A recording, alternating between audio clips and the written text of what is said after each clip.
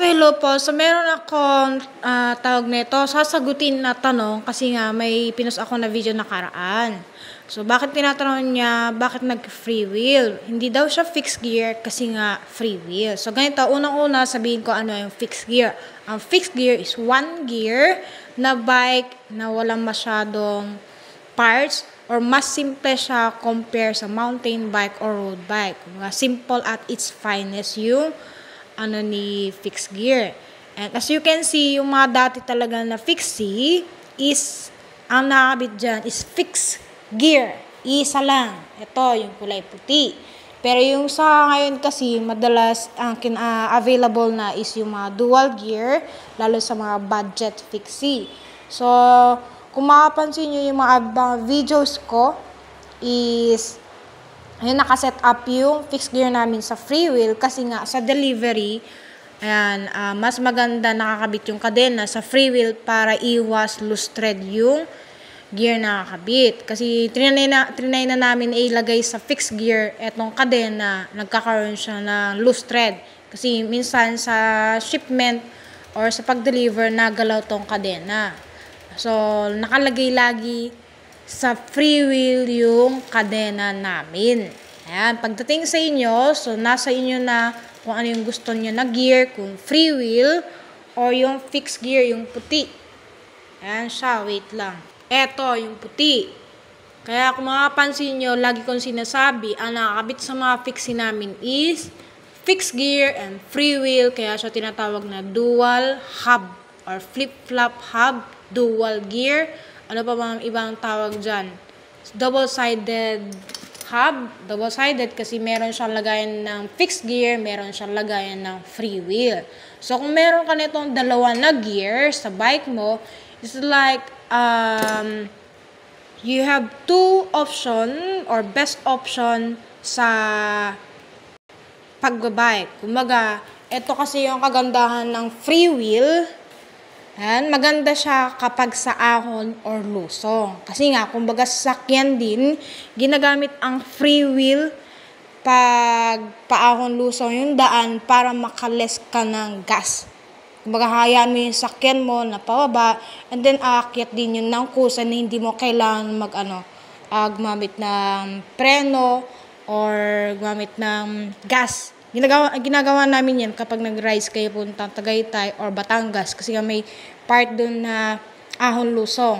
So, mas less gastos sa gas. Same dito sa fixie, and mas advisable gamitin yung free wheel para hindi ka mahirapan ng pumedal. Kaya siya free wheeling. Hinayan mo yung bike mo na pumedal na hindi mo kailangan ng pumadyak.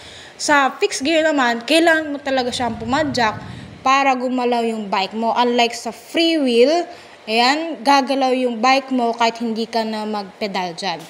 Sa ahon, ayan, still moving yung bike mo kahit hindi mo na kailangan eto, ganun.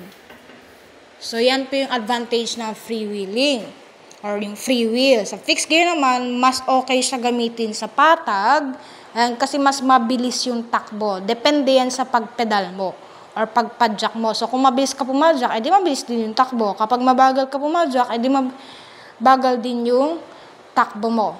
Yan ha. So, baliktaran yan. Optional na lang yung paggamit ng free wheel. Basta maglagay kayo ng preno. Ayan, may mga model kami dito na may mga preno like Solana. So, nilalagay namin yung free wheel para yan sa mga baguhan na hindi or ayaw gumamit ng baguhan or hindi pa masyado marunong mag-fix gear. Ganyan. Basta maglagay lang kayo ng preno.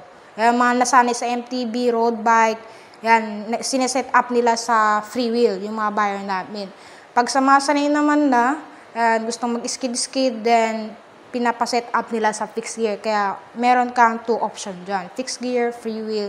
So, it's a good enough para sa isang fixie. So, not totally naman naka-free wheel, hindi na yan fixie. Makikita nyo dun sa gear. Isa lang yung gear niya, So, pag madaming yung multi-gear yan, like meron yung 1 by 9 speed, 1 by 10 speed, 2 by ganun. So, mountain bike or road bike naman yun. Basta kapag isa lang, 1 gear, and then fixed gear po yan. Regardless kung may preno or wala po yung bike nyo. Single speed. Sa mga nagtatanong, fixed gear ba yan or free wheel? As you can see naman, isang gear lang yung mga nakakabit dyan. So, fixie po yan. May option lang siya. So, paano magpreno sa fixie? Kapag naka-free wheel ka. Siyempre, maglagay ka ng handbrake. Yung mga marunong dyan na nag-fixie, kahit hindi na kailangan na